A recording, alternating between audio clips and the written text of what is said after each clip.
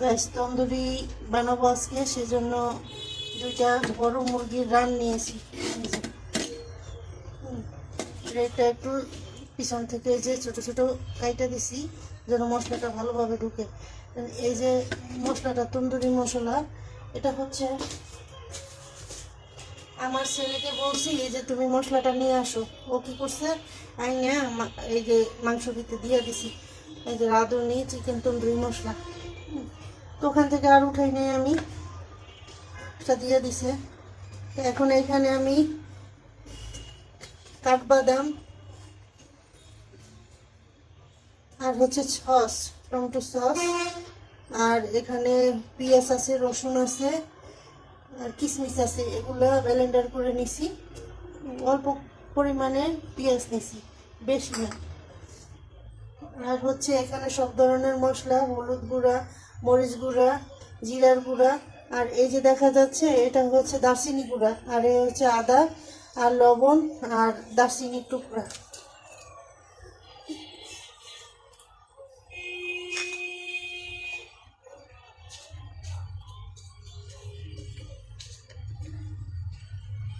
আর দিয়ে দেবো এখানে সয়া সস, অল্প পরিমাণে সয়া সস দিব, এই যে এতটুকু পরিমাণে সয়া সস। আর টমেটো সসটা তো দিয়ে দিছি ওখানেই। আর দিব হচ্ছে এই যে পেঁয়াজ কুচি, পেঁয়াজ কুচিটা দিচ্ছি এই যে পরিমাণ মতনই, কারণ একটু মশলা না হলে আবার রুটিটা খাওয়া যাবে না, কারণ মশলা ছাড়া তো আর রুটি খাওয়া যাবে না। একে ট্রাই করবো একটু নান রুটি বানানোর জন্য, ওটাও ম্যারিনেট করে রেখে দিতে হবে। তো আগে এটা ম্যারিনেট করে রেখে দিচ্ছি।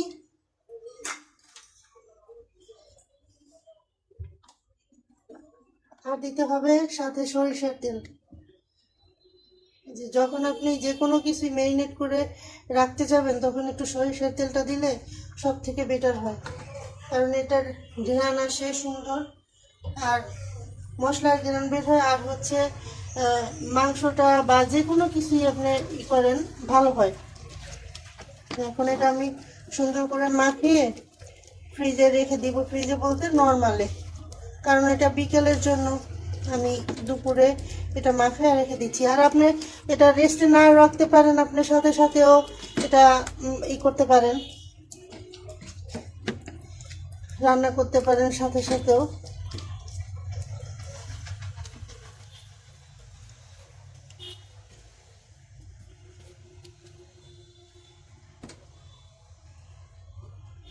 এটা এখন নর্মাল টেম্পারেচারে আমি ফ্রিজে রেখে দিব, বিকেলে বের করে তারপরে রান্না করব। ওই পর্যন্ত আমাকে অপেক্ষা করতে হবে, ঠিক আছে? আপনারাও অপেক্ষা করেন। গাইস কাবাবের জন্য এই যে মাংসটা চুলে দিয়ে রাখছি। হ্যাঁ, হয়তো রাতের লাইটের কালারে এরকম কালার আসতেছে। মাংসটা সিদ্ধ হয়ে গেছে, এখন ঝোলটা কষায় নিব। ম্যারিনেট করে রেখে দিয়েছিলাম ফ্রিজে। আর এদিকে হচ্ছে যে নান রুটি বানাচ্ছি, অনেকগুলো হয়ে গেছে যে আটা। আচ্ছা, আর এটা হয়ে গেছে, দেখেন একদম নরম।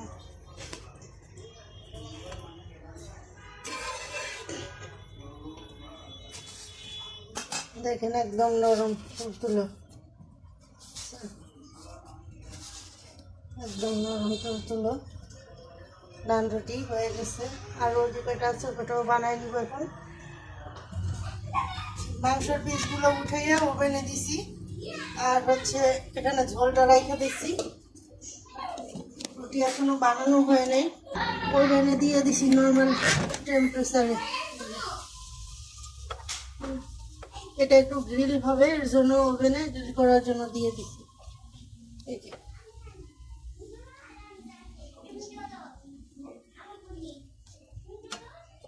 একটু হোক, আর একটু হবে।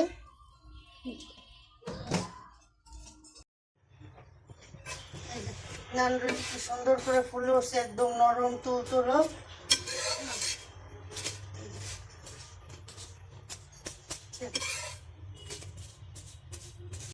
একদম বলের মতন হয়ে গেছে নান রুটি। আসলে আমি প্রফেশনাল না, তারপরও ট্রাই করছি, চেষ্টা করতেছি।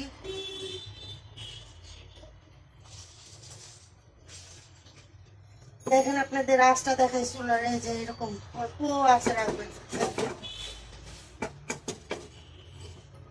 চুলার আঁচটা একদম অল্প করে রাখবেন।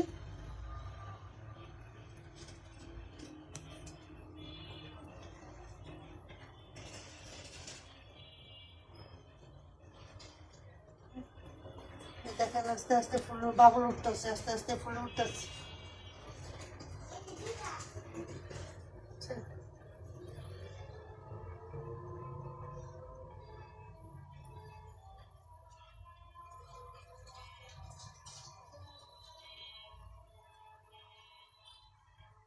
কি সুন্দর করে বাবুল উঠছে, ফুল উঠছে।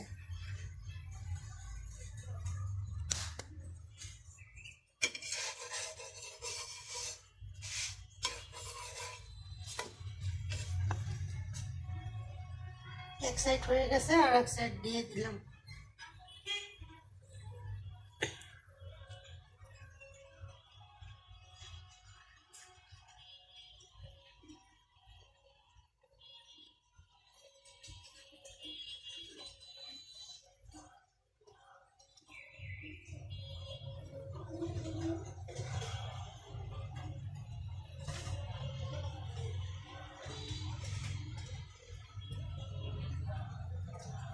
দেখেন সাইডটা একদম পুরো হয়ে গেছে, দেখছেন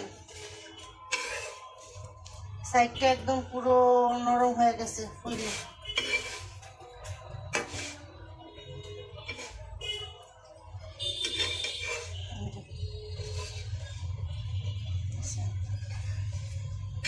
তবে আমি একটু পাতলা করেই বানাইছি, অত মোটা করে নেইনি নান রুটিটা।